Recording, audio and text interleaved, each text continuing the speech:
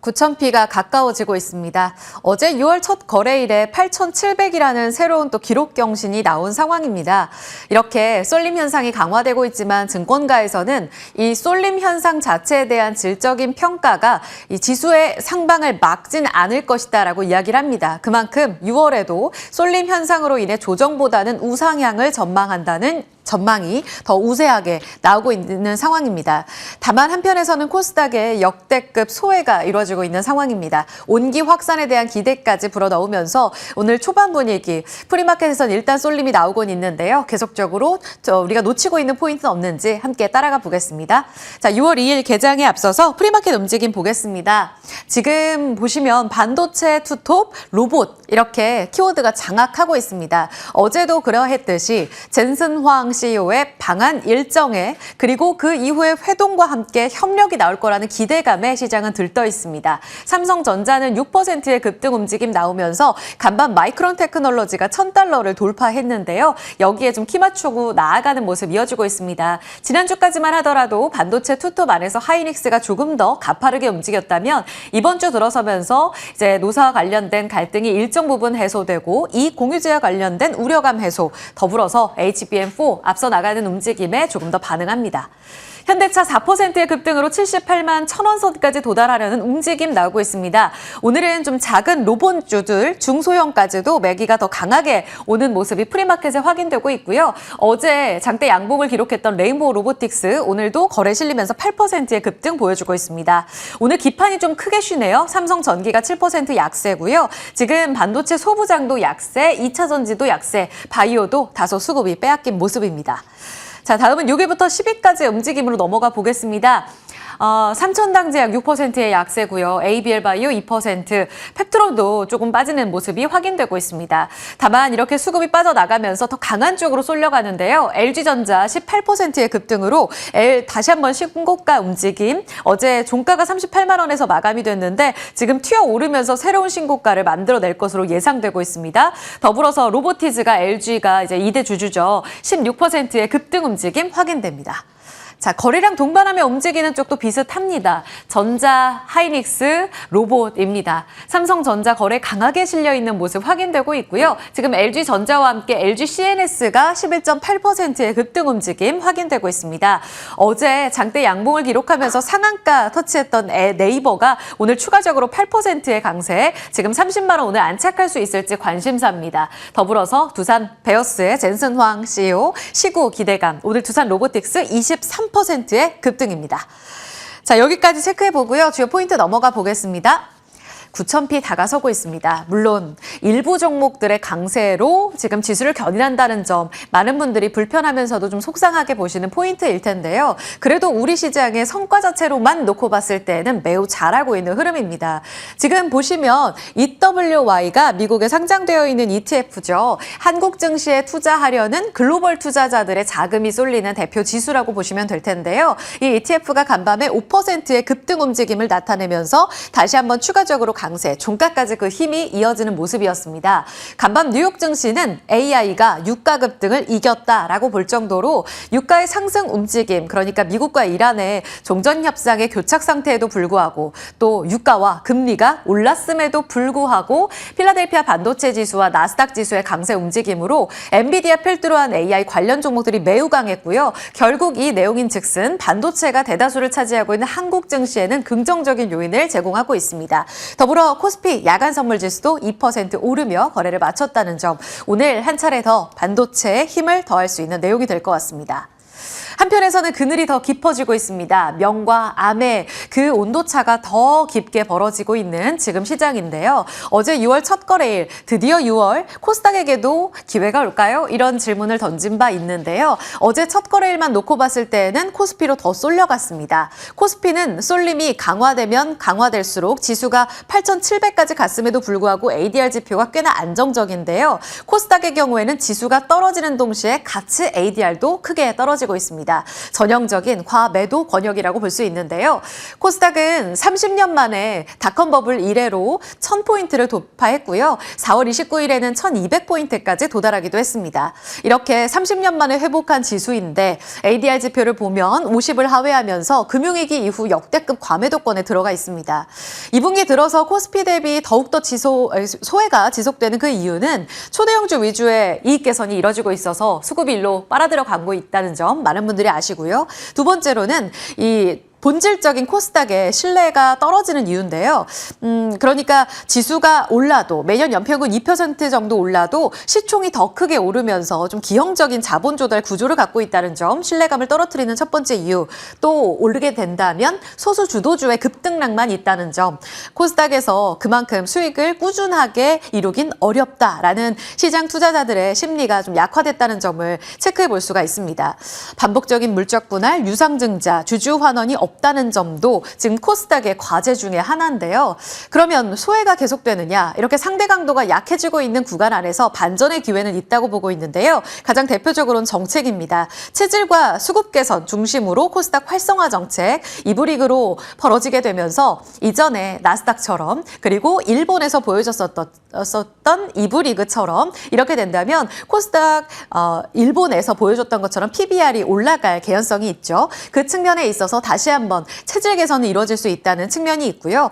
아마도 지방선거 이후에 코스닥 활성화 정책을 보여주지 않을까 시장에서는 이렇게 기대를 합니다. 더불어 국민성장펀드 얼마 전 완판 행진을 보였는데요. 이렇게 펀드 중심으로 해서 정부가 탄탄하게 중심을 잡고 가는 이 펀드가 지속적으로 코스닥의 자금 유입을 이뤄갈 수 있다는 점도 긍정적입니다. 이렇게 미래 성장 동력 쪽으로 자금이 유입될 것으로 예상이 되는데요. 12대 첨단 산업 쪽으로 자금 유입 이미 집행되고 있다라는 내용들도 리포트를 통해 전해지고 있습니다. 그리고 지금 개인 중심의 코스닥의 수급 구도가 조금씩 바뀌어가는 흐름이 2분기 들어 나타나고 있다는 게 증권가의 해석인데요. 최근 들어서 개인 투자자들의 비중은 70%에서 크게 떨어지고 있고 반대로 5월 들어서면서 외국인들이 2조 원 넘게 담아서면서 비중이 조금씩 늘어나고 있습니다. 기관과 외국인의 매수 콜라보가 계속해서 하단을 지지하고 있는 코스닥의 움직임 안에 어느 정도 하단을 지지하고 강한 주가 촉매제를 만나게 되면 이끌어줄 수급 요인이 있다는 점 기대해 보셔야겠습니다. 자, 매크로 봤고요. 마이크로로 갑니다. 석유보다 비싸진 메모리 반도체. 어제부로 이제 글로벌 메모리 3사의 시총은 글로벌 3대 오일 메이저의 시총 22% 정도 더 비싸게 앞지르고 있는 상황으로 집계가 되고 있습니다. 어제 종가 기준입니다. 삼성, SK하이닉스, 마이크론 테크놀로지 올해 2분기 들어서면서 나란히 시총 1조 달러를 돌파했습니다. 지금 글로벌 이 메가캡으로 순위 정렬이 되어 있는 건데요. 1위 엔비디아, 변함없습니다. 최근 들어 반등, 어제 간밤에도 크게 올라서면서 알파벳이 치고 올라가려는 그 역전에 있어서 좀 더 앞서 나가는 모습을 나타내고 있고요.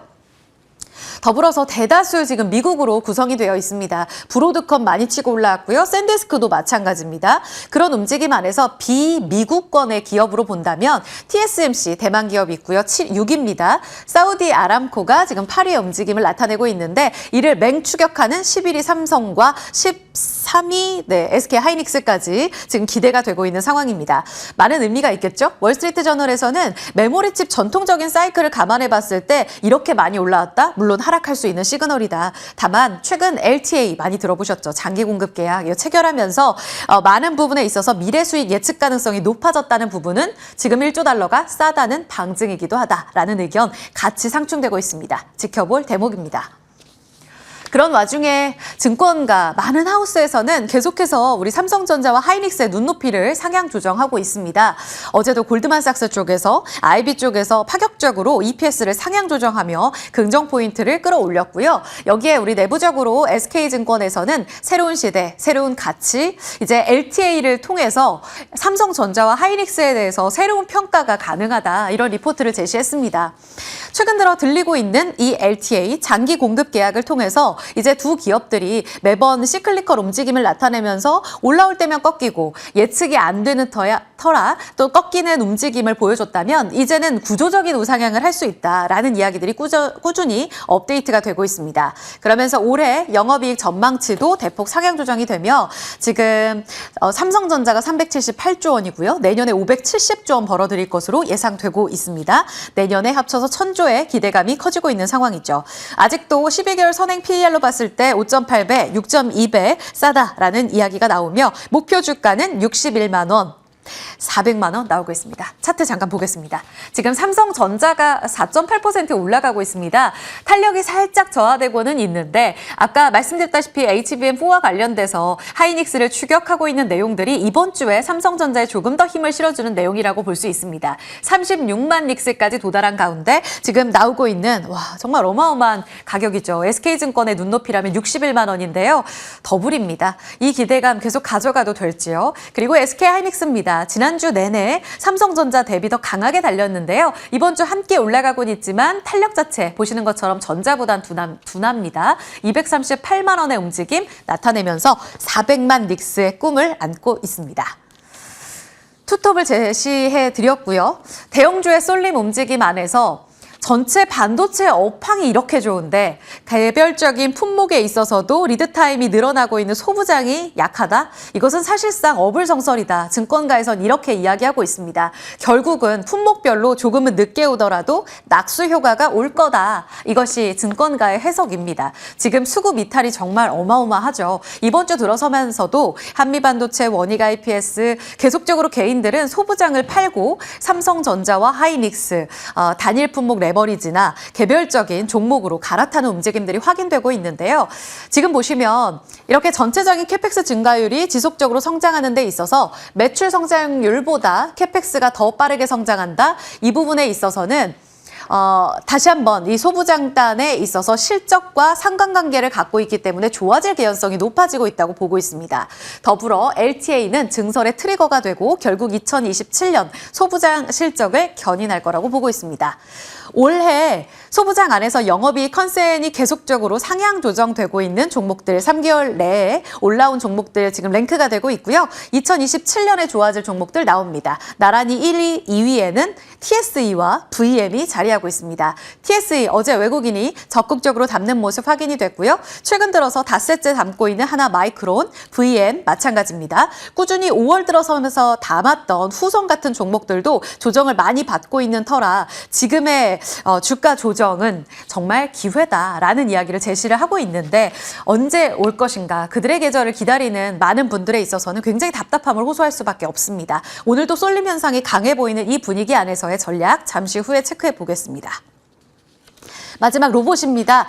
엔비디아가 지금 유니트리와의 로봇 협업 내용을 발표했습니다. GTC 타이베이 지금 젠슨황이 어떤 이야기를 하느냐에 정말 많은 관심을 갖고 있는데요. 이번에 나온 로봇 관련 코멘트는 이러했습니다. 지금 연구용 로봇을 고민하고 있는데 만들고 있는데 우리가 컴퓨팅을 담당하고 중국의 유니트리가 몸체를 만들 거다라고 이야기를 했어요. 더불어서 이 손은 싱가포르 기업 샤페론이 만들 거다. 샤르파가 만들 거다라고 이야기를 했습니다. 이 이야기가 전해지면서 추가적으로 나온 이야기에 따르면 유니트리 말고도 한국, 미국, 유럽 기업들과도 협업을 논의하고 있다라고 이야기를 합니다.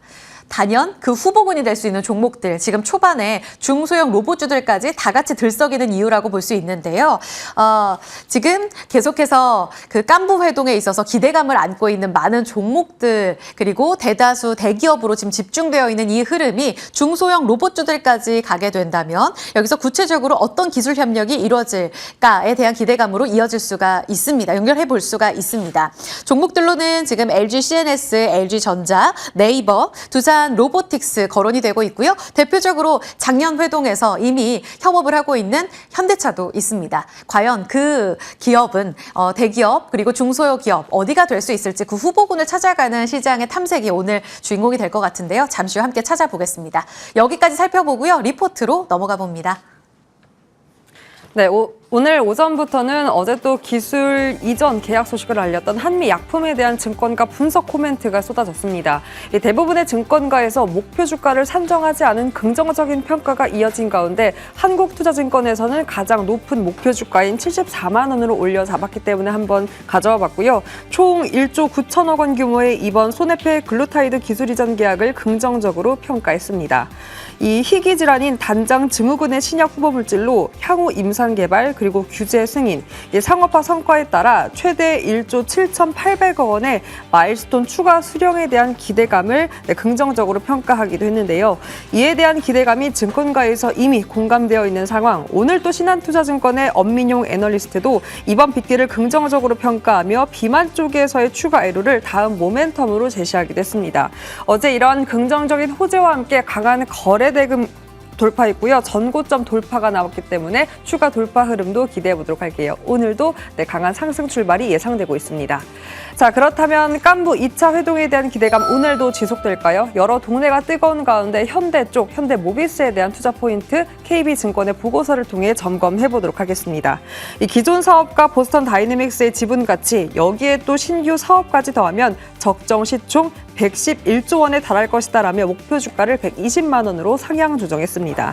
보스턴 다이나믹스가 산업용 휴머노이드 시장에서 60% 점유율을 가져간다면 2035년에는 이 액추에이터 사업군에서 14조 원의 영업이익을 창출할 수 있다라는 전망치를 제시했고요.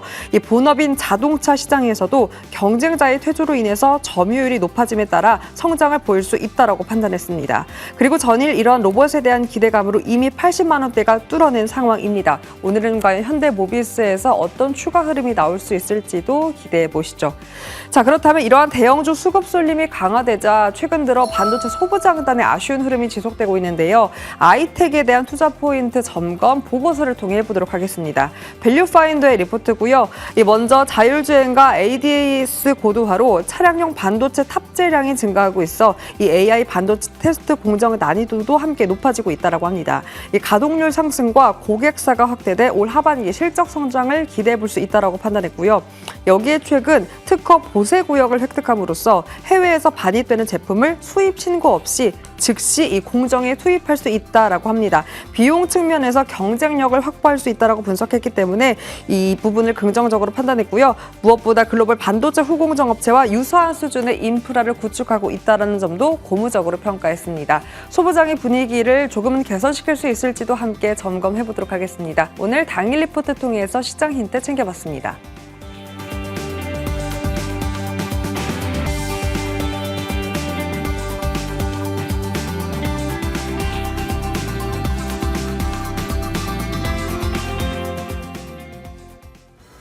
내일 선거입니다. 그래서 하루 쉬게 되는데 변동성이 좀 있습니다. 지금 보면 예상호가상으로요.